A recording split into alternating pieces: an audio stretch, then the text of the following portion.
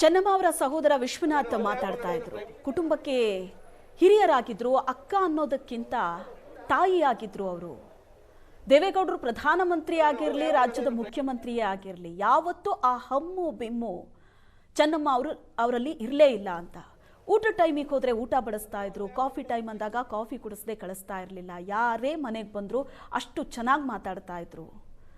ಇಡೀ ಕುಟುಂಬಕ್ಕೆ ಬಹಳ ದೊಡ್ಡ ಶಕ್ತಿಯಾಗಿದ್ರು ಚೆನ್ನಮ್ಮ ಅವರು ಅಂತ ಅವರ ತಮ್ಮ ಮಾತಾಡ್ತಾ ಇದ್ರು.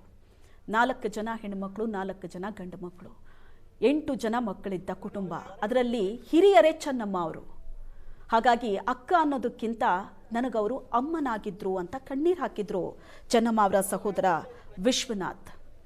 ಯಾವುದೇ ಹಮ್ಮು ಬಿಮ್ಮು ಇಲ್ಲ, ರಾಜಕೀಯ ಕುಟುಂಬ ಅನ್ನೋ ಕಾರಣಕ್ಕೆ ಯಾವತ್ತೂ ಕೂಡ ಸರಳತೆಯನ್ನ ಬಿಟ್ಕೊಟ್ಟಿರಲಿಲ್ಲ ಅಂತ. ಭೋಜೇಗೌಡ ಅವರು ನಮ್ಮ ಜೊತೆ ಸಂಪರ್ಕದಲ್ಲಿದ್ದಾರೆ. ಸರ್ ನಮಸ್ತೆ. ನಮಸ್ತೆ. ನಮಸ್ತೆ. ಎಸ್ ಸರ್, ಆ ಕುಟುಂಬದ ಜೊತೆ ಒಳ್ಳೆ ಒಡನಾಟ ಇದೆ ನಿಮಗೆ. ರಾಜಕೀಯವಾಗಿ ಚೆನ್ನಮ್ಮ ಅವ್ರು ಗುರುತಿಸ್ಕೊಂಡಿಲ್ಲ ಅಂದ್ರೂ ಕುಟುಂಬದ ಜೊತೆ ಒಡನಾಟ ಇದ್ದವರಿಗೆ ಚೆನ್ನಮ್ಮ ಅವ್ರು ಹೇಗೆ ಅನ್ನೋದು ತುಂಬಾ ಚೆನ್ನಾಗೇ ಗೊತ್ತಿದೆ. ಸೊ ನೀವು ಅವ್ರನ್ನ ಈಗ ನೆನಪಿಸ್ಕೊಳ್ಳೋದಾದ್ರೆ? ನಾನು ಈಗ ತಾನೇ ಅವ್ರ ಹಾಸ್ಪಿಟ್ಲಿಗೆ 3:15 ಗಂಟೆಯಲ್ಲಿ ಹೋಗಿದ್ದೆ. ಓಕೆ. ಹೋಗಿ ಅವ್ರನ್ನ ನೋಡ್ದೆ, ಬಹಳ ದುಃಖ ಆಯ್ತು. ಆಮೇಲೆ ಕುಮಾರಣ್ಣವರು ಅಲ್ಲಿಂದ ಮನೆಯಿಂದ ಹೊರಟಿದ್ರು. ಅವ್ರು ಬಂದು ಕೆಲವೇ ಕ್ಷಣಗಳಲ್ಲಿ ಹೃದಯಾಘಾತಕ್ಕೆ ಒಳಗಾಗಿ ಅವರು ತೀರಿ ಹೋಗಿದ್ದು. ಮತ್ತೆ ಆ ನ್ಯೂಸ್ ಕುಮಾರಣ್ಣ, ನಾನಾಗ್ಲೇ ಮಧ್ಯ ದಾರಿ ವಾಪಸ್ ಬಂದಿದ್ದೆ. ಆವಾಗ ಕುಮಾರಣ್ಣ ಅವ್ರು ಫೋನ್ ಮಾಡಿ ಮಾತಾಡುವಾಗ ಹೇಳಿದ್ರು, ಬಹಳ ನೋವಿನ ಸಂಗತಿ. ತುಂಬು ಕುಟುಂಬ ಮತ್ತೆ ತುಂಬು ಜೀವನ, ದಾಂಪತ್ಯ ಜೀವನ. ಅವ್ರನ್ನ ಚೆನ್ನಮ್ಮನವ್ರನ್ನ ಒಬ್ಬ ಪ್ರಧಾನಮಂತ್ರಿಯವರ ಮನೆಯವರು, ಮುಖ್ಯಮಂತ್ರಿಗಳ ಮನೆಯವರು, ಒಂದು ದೊಡ್ಡ ರಾಜಕೀಯ ಕುಟುಂಬದ ಮಗಳು ಅನ್ನೋ ವಿಚಾರ ಬೇರೆ. ಆದ್ರೆ ಅವ್ರು ಯಾವತ್ತೂ ಕೂಡ ಅದನ್ನ ಎಲ್ಲೂ ಕೂಡ ತೋರ್ಸ್ಕೊಡ್ತಿದ್ರು. ಅವ್ರು ರೈತ ಮಹಿಳೆ ಆಗಿ ಅವರು ಕೂಡ ತುಂಬು ಕುಟುಂಬದಿಂದ ಬಂದ ಸೊಸೆಯಾಗಿ ಆ ಮನೆಯನ್ನ ಸಂಪೂರ್ಣವಾಗಿ ಇಡೀ ಮನೆಯನ್ನ ಒಟ್ಟುಗೂಡಿಸಿ ತಗೊಂಡೋಗಿರ್ತಕ್ಕಂಥದ್ದು. ಧಾರ್ಮಿಕತೆಗೆ ಇನ್ನೊಂದು ಹೆಸರೇ ಚೆನ್ನಮ್ಮನವರು, ಮತ್ತೆ ಅತಿಥಿ ಸತ್ಕಾರಕ್ಕೆ ಇನ್ನೊಂದು ಹೆಸರೇ ಚೆನ್ನಮ್ಮನವರು. ಅವ್ರಿಗೆ ಎಷ್ಟು ಜನ, 100 ಜನ ದೇವೇಗೌಡರನ್ನ ಮಾತಾಡ್ಸಕ್ ಬರೋದಾಗ್ಲಿ, ಬೇರೆಯವ್ರ ಕುಟುಂಬದವ್ರು ಯಾರನ್ನೇ ಮಾತಾಡ್ಸಕ್ ಬರೋದಾಗ್ಲಿ, ಆದ್ರೆ ಚೆನ್ನಮ್ಮನವ್ರ ಜವಾಬ್ದಾರಿ ಇತ್ತಲ್ಲ, ಆ ಬಂದು ಹೋದಂತವ್ರನ್ನ ಅತ್ಯಂತ ಪ್ರೀತಿಯಿಂದ ಅವ್ರನ್ನೆಲ್ಲ ಕಾಣ್ತಕ್ಕಂಥದ್ದು, ಅವರಿಗೆ ಅತಿಥಿ ಸತ್ಕಾರ ಮಾಡ್ತಕ್ಕಂಥದ್ದು ಎಲ್ಲೂ ಕೂಡ ಹಿಂದೆ ಬೀಳಲಿಲ್ಲ. ಪ್ರತಿನಿತ್ಯ ಅವರು ದೈವವನ್ನು ನಂಬಿದವರು. ದೇವರ ಪೂಜೆ ಅಂತ ಹೇಳಿದ್ರೆ ಬೆಳಿಗ್ಗೆ ಶುರು ಮಾಡಿದ್ರೆ ಮಧ್ಯಾಹ್ನ ಎಷ್ಟೋ ಸರಿ ನಾವು ನೋಡ್ತಾ ಇದ್ವಿ, 1 ಗಂಟೆ ಮಧ್ಯಾಹ್ನದಲ್ಲಿ ತುಳಸಿ ಕಟ್ಟೆ ಪೂಜೆ ಮಾಡಿ ಅವ್ರು ಆಗ ಹೋಗಿ ಅವ್ರು ಏನಾದ್ರು 1 ಲೋಟ ನೀರು ಕುಡಿತಾ ಇದ್ರು. ಇದು ದಿನನಿತ್ಯ ನಡೀತಾ ಇತ್ತು. ನಾವು ಆರೋಗ್ಯದ ಮೇಲೆ ಏನ್ರಮ್ಮ ಹಿಂಗೆ ಊಟ ತಿಂಡಿ ಎಲ್ಲ ಬಿಟ್ಟು ಪೂಜೆ ಮಾಡಿದ್ರೆ ಹೆಂಗೆ ಅಂತ ಕೇಳಿದ್ರೆ ದೇವ್ರಿಗನಪ್ಪ ಅನ್ನೋರು ಅಷ್ಟೇ ಮಾತಾಡಿದ್ರು. ಆದ್ರೆ ದೇವೇಗೌಡರು ಏನ್ ಹೇಳ್ತಿರ್ಲಿಲ್ವಾ, ಅವ್ರು ಅಷ್ಟೊಂದು ಉಪವಾಸ ಮಾಡ್ತಾರೆ, ಊಟ ತಿಂಡಿ ಮಾಡದೆ ಪೂಜೆ ಮಾಡ್ತಾರೆ ಅಂತ?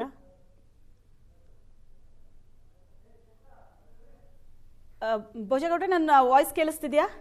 ಸ್ವಲ್ಪ ಶಕ್ತಿ ಬೇಕಲ್ಲ, ದೇವ್ರ ಪೂಜೆ ಮಾಡಿ ಅಷ್ಟೆಲ್ಲ ಮಾಡ್ಬೇಕಾದ್ರೂ ಆರೋಗ್ಯ ಕಡೆ ಗಮನ ಕೊಡ್ಬೇಕು ಅಂತ ಹೇಳೋರು ಪಾಪ ದೇವೇಗೌಡರು. ಆದ್ರೆ ದೇವ್ರು ಬಿಟ್ರೆ ಬೇರೆ ಏನಿಲ್ಲ ಅವ್ರಿಗೆ. ದೇವ್ರು ಬಿಟ್ರೆ ದೇವೇಗೌಡರ ಸೇವೆ ಅಷ್ಟೇ, ಮತ್ತೆ ಬಂದಂತ ಜನರ ಸೇವೆ. ಅವ್ರು ಯಾವತ್ತೂ ಕೂಡ ರಾಜಕೀಯನ, ಒಂದು ಪೈಸದ ರಾಜಕೀಯನ ಅವ್ರು ಯಾವತ್ತೂ ಅವ್ರು ಸೋಗಿಸ್ಕೊಂಡಿರ್ಲಿಲ್ಲ.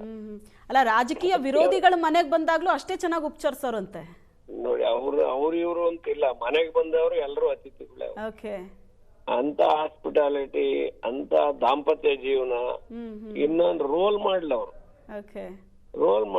ದೇವೇಗೌಡರಿಗೆ ಅತ್ಯಂತ ಸಂತೋಷ ದಿನಗಳಲ್ಲಿಗಿಂತ ಕಷ್ಟ ದಿನಗಳೇ ಜಾಸ್ತಿ ಇದ್ದು.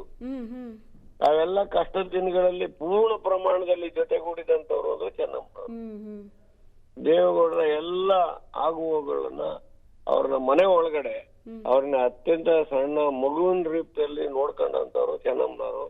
ಹಾಗಾಗಿ ದೇವೇಗೌಡರಿಗೆ ಒಂದು ಬಹಳ ಧೈರ್ಯ ಇತ್ತು. ಎಂತ ಕ್ಷಣಗಳನ್ನ ಎದುರಿಸ್ತಕ್ಕಂತ ಸರ್ವಶಕ್ತಿಯನ್ನ ದೇವತೆ ರೂಪದಲ್ಲಿ ಚೆನ್ನಮ್ಮನವ್ರು ಕೊಟ್ಟಿದ್ರು ಅಂತ ಹೇಳಬಲ್ಲೆ. ಲೈಕ್ ನೀವೆಲ್ಲ ಒಟ್ಟಿಗೆ ಊಟ ಕೂತಾಗ ರಾಜಕಾರಣದ ಬಗ್ಗೆ ಎಲ್ಲ ಮಾತಾಡ್ತಿರ್ತೀರಲ್ಲ, ಹಾಗೆಲ್ಲ ಮಾತಾಡೋದಕ್ಕೆ ಇಷ್ಟಪಡ್ತಿರ್ಲಿಲ್ಲ ಅವರು. ಅವ್ರು ನೋಡಿದ್ರೆ ಚೆನ್ನಮ್ಮನವರು ಯಾರು ಬರ್ಲಿ ಅವ್ರು ಕೂತವ್ರನ್ನ ಅವ್ರಿಗೆ ಅತ್ಯಂತ ಹತ್ತಿರದವ್ರಿಗೆ ಮಾತ್ರ, ಮತ್ತು ಮಕ್ಳೇನ್ ಮಾಡ್ತಾರೆ, ನಿಮ್ ಮಕ್ಳಿಗೆ ಏನು ಓದ್ತಾ ಇದಾರೆ, ಓಕೆ ಅವರಿಗೆ ಏನು ಮದುವೆ, ಎಲ್ಲಿ ಹುಡುಗಿ ಹುಡುಕಿದ್ರ, ಹುಡುಗನ್ ಹುಡುಕಿದ್ರ, ಇಂಥದೆಲ್ಲ ಪಾಪ ಕೇಳೋರು. ಓಕೆ ಅವ್ರು ಕೇಳೋರು. ಆಮೇಲೆ ಅದೇನ್ ಸಂಬಂಧಿಕರ ಮದುವೆಗಿಂತ ಅವ್ರ ಕುಟುಂಬದ ಒಡನಾಟಗಳು ಇದ್ರಲ್ಲ, ಅವ್ರ ಮದುವೆಗಳಿಗೆ ಬಹಳ ಮದುವೆಗಳಿಗೆ ಹೋಗಿದ್ದಾರೆ. ಚೆನ್ನಮ್ಮನವ್ರ ಆಶೀರ್ವಾದ ಮಾಡಿದ್ದಾರೆ. ಓಕೆ ಅವರೆಲ್ಲ ಯೋಚನೆ ಮಾಡಿ ನಿಮ್ಮ ಮನೆಯವ್ರು ಏನ್ ಮಾಡ್ತಾರೆ, ಇವ್ರು ಏನ್ ಮಾಡ್ತಾರೆ, ಸೊ ಎಲ್ಲ ವಿಚಾರಿಸ್ತಾ ಇದ್ರು. ಆಮೇಲೆ ಎಲ್ರ ಬಗ್ಗೆ ಕಾಳಜಿ ಇತ್ತು, ಎಲ್ಲ ಚೆನ್ನಾಗಿ ನೆನ್ಪಿರ್ತಾ ಇತ್ತು ಮತ್ತೆ ಅವರಿಗೆ. ಅಗ್ರಿಕಲ್ಚರ್ ಬದುಕಂತೂ ಕೇಳೋರು, ಓಕೆ ಬಹಳ ಕೇಳೋರು. ಅವ್ರ ರಾಜಕೀಯ ನೀವ್ ಯಾರೇನ್ ತಿಳ್ಕೊಂಡಾರ ಗೊತ್ತಿಲ್ಲ, ರಾಜಕೀಯನ ನಾಟ್ ಇವನ್ 5% ಮಾತಾಡ್ತಾರೆ. ಅವ್ರೇನ ಮಕ್ಕಳಿಗೆ ಒಳ್ಳೇದ್ ಕುಮಾರಣ್ಣರು ಮುಖ್ಯಮಂತ್ರಿ ಆದಾಗ್ಲೂ ನೋಡಿದ್ವಲ್ಲ ನಾವು, ಅವ್ರ ಜೊತೆಲೆ ಹೋಗಿದಾಗ ಜನರಿಗೆ ಒಳ್ಳೇದ್ ಮಾಡಪ್ಪ ಅನ್ನೋ ಅಷ್ಟೇ ಅವ್ರು ಹೇಳ್ತಾ ಇದ್ದಿದ್ದು. ಹೌದು, ನಿಜ. ಥ್ಯಾಂಕ್ ಯು ಭೋಜೇಗೌಡ್ರೆ, ಥ್ಯಾಂಕ್ ಯು.